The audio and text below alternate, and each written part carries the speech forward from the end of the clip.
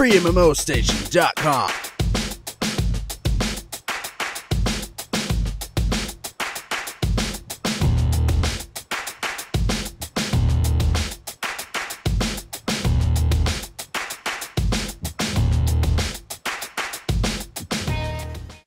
In MMO games, when everything else fails, run for the free-to-play model.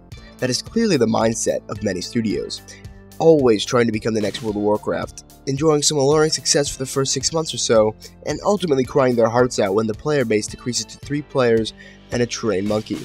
This is loosely what happened to most of the games at the top, which are still very active and profitable thanks to the decision to add a free-to-play option. This is our top 10 pay-to-play turn free-to-play MMO games. Number 10. Age of Conan Unchained is a free-to-play MMORPG based on the popular adult and extremely violent Conan series by Robert E. Howard. Funcom first launched the game in 2008 to a lot of criticism since it had many bugs, missing zones, and lack of endgame content. It was also very tame in the sexual side of things, but that's how games usually go. The game got genuinely better a couple of years after release, and although it's not the most popular MMO around, it's still worth a look. Number 9. As it usually happens with Cryptic Studios games, Star Trek Online benefits from an impressive character creation system.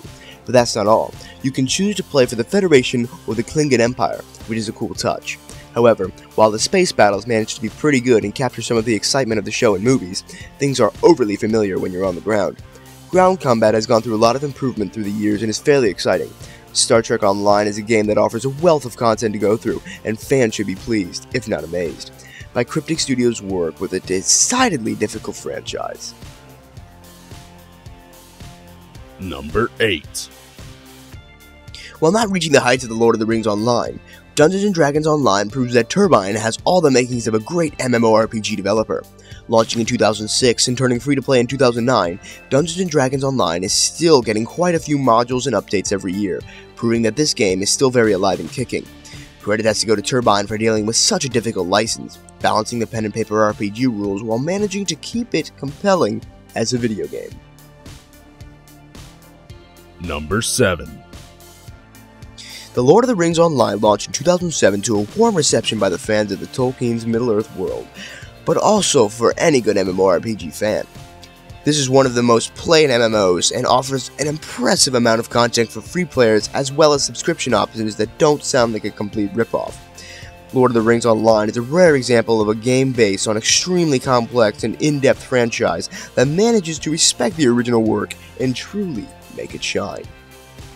Number 6. DC Universe Online is currently the best superhero MMORPG, which isn't saying much since the competition is a bit lame. Marvel Heroes is more of a Diablo with superheroes, City of Heroes is dead and in the process of being reborn, and Champions Online is solid but not that appealing. DC Universe Online is an action-oriented and does a great job of getting you close to your favorite superheroes and villains such as Batman, Superman, or the Joker. DC Universe Online is available on the PC, PS3, and now on the PS4 platforms. Number 5.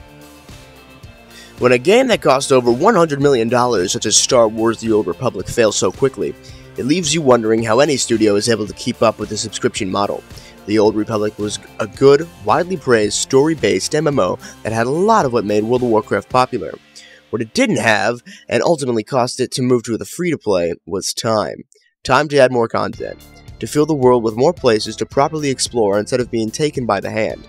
Now as a free-to-play, there are quite a bit of limitations to fully enjoy it, but it's still a good MMORPG with a lot to enjoy.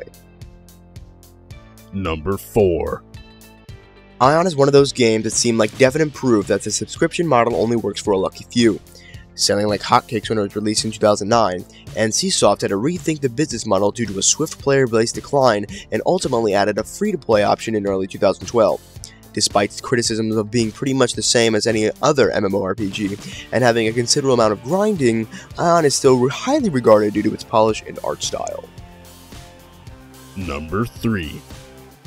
World of Warcraft killers are usually a dime a dozen, but Rift was one of the few that generally had a few arguments to steal a million or so players to Blizzard's behemoth.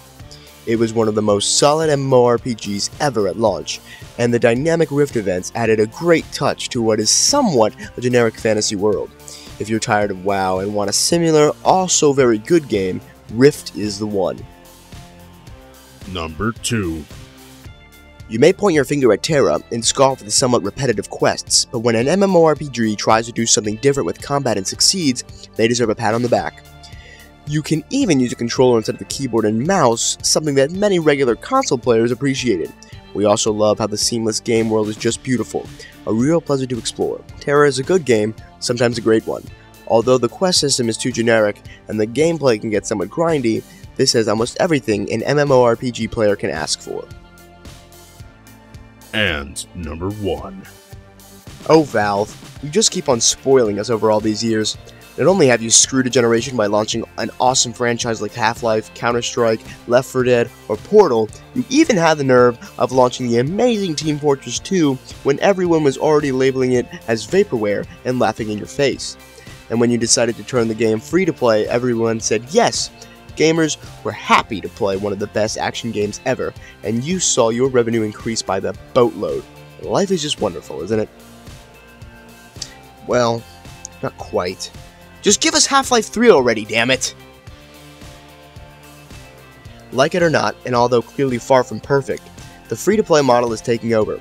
We bet that during the coming years a few more games will be added to the mix, such as Secret World.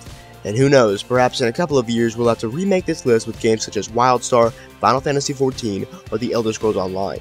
What do you think? Still not sick and tired of all the MOBAs yet? Good for you, because the developers of Heroes of Newerth has just announced another one, Strike. This is another free-to-play MOBA, and the studio expects the two games to compete between